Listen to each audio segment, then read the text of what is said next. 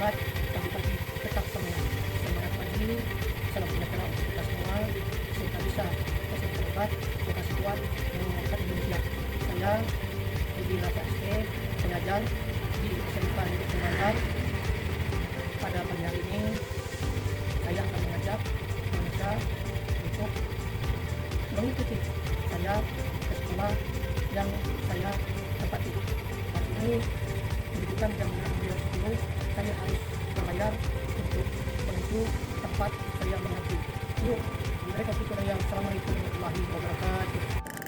Setiap pagi selama lebih kurang 19 tahun saya akan menempuh perjalanan lebih kurang 9 km dari rumah menuju sekolah tempat tujuan saya mengajar, dan inilah lalu lintas yang saya alami selama menuju sekolah dari kota menuju ke desa.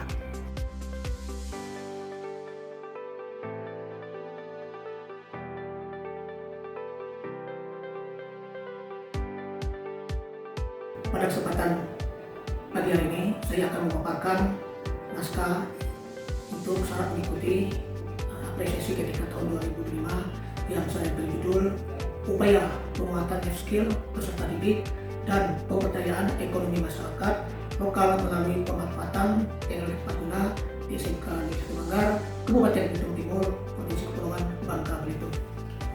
SMK Negeri Kembangan yang berdiri sejak tahun pelajaran 2006-2007 membuka dua jurusan atau dua kompetensi, yaitu teknik otomotif dan teknik informatika.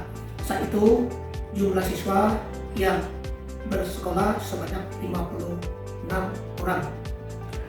Keterbatasan sarana prasarana, terutama sarana praktek, tentulah menjadi problem sekolah baru, dan itu berlangsung lebih kurang 6-7 tahun. Tapi keterbatasan itu tidak membuat aktivitas belajar mengajar lumpuh.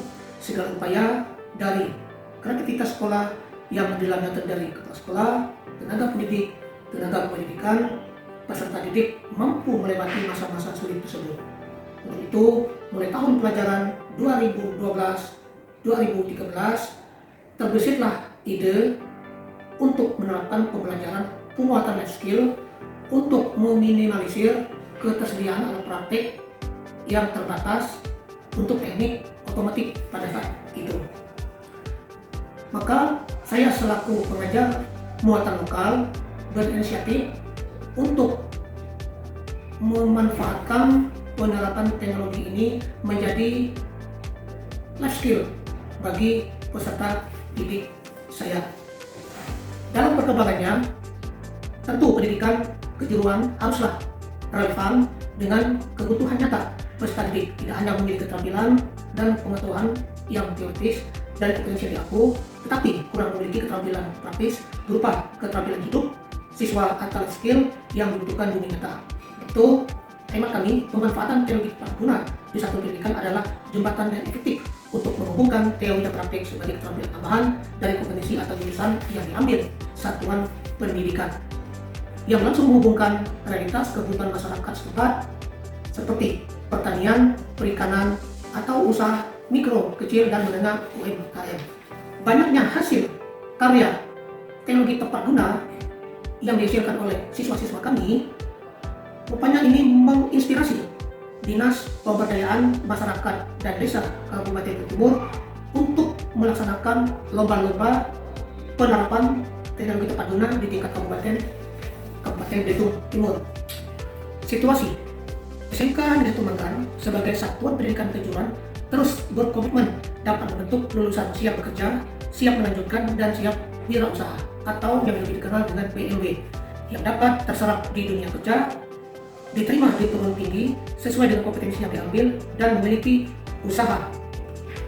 Berdasarkan Paparan Badan Pusat Statistik atau BPS, angka pengangguran terus turun selama 3 tahun ini dari 2021 sampai 2023. Yang awalnya angka pengangguran 12,33% menjadi 11,31%. Untuk lulusan SMK Negeri 1 Manggar ini yang terserap di dunia kerja 2 tahun terakhir masih terbilang rendah, yaitu di tahun 2022 yang terserap di dunia kerja hanya 46%, yang melanjutkan 14%, yang wirausaha 40%. Tahun 2023 yang terserap di dunia kerja 37,34%, dan yang melanjutkan 29,88%, serta yang berwirausaha 12,8%.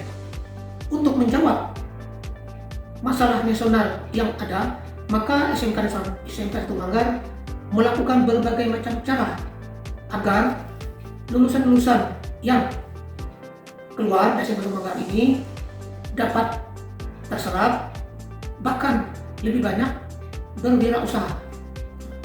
Tantangan banyaknya jumlah SMK yang ada di Kabupaten Bitung Timur tentu berdampak pada jumlah lulusan setiap tahun pelajaran yang tidak sebanding dengan jumlah tempat pekerjaan.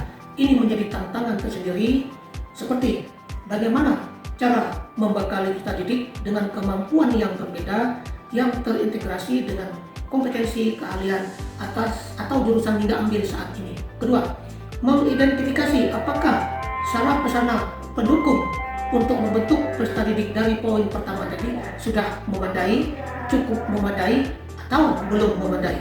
Ketiga, upaya apa yang harus dilakukan untuk menindaklanjuti tantangan yang ada tadi. Aksi. Dari sederet hambatan-hambatan yang ada, maka perlu dilakukan langkah implementasi agar tantangan tersebut dapat teratasi dengan langkah-langkah sebagai berikut. 1. Berkoordinasi dan bertukar pikiran dengan kepala sekolah berupa memberikan ide atau gagasan inovasi yang akan dilakukan dalam meminimalisasi kurang terserapnya lulusan dengan cara penerapan teknologi tepat guna pada mata pelajaran muatan lokal, kewirausahaan, atau mata pelajaran pilihan, dengan harapan peserta didik di semua disiplin kompetensi memiliki keterampilan hidup sebagai bekal untuk wirausaha. Kedua, membangun mitra belajar dan mitra usaha dengan organisasi pemerintah daerah, dengan desa, dengan UMKM dan home industri yang tersebar di kabupaten setempat melalui kerjasama atau MOU. 3. Secara bertahap melengkapi syarat sarana yang dibutuhkan dalam mendukung program keterampilan hidup atau life skill, khususnya jurusan teknik otomotif dan jurusan lain umumnya.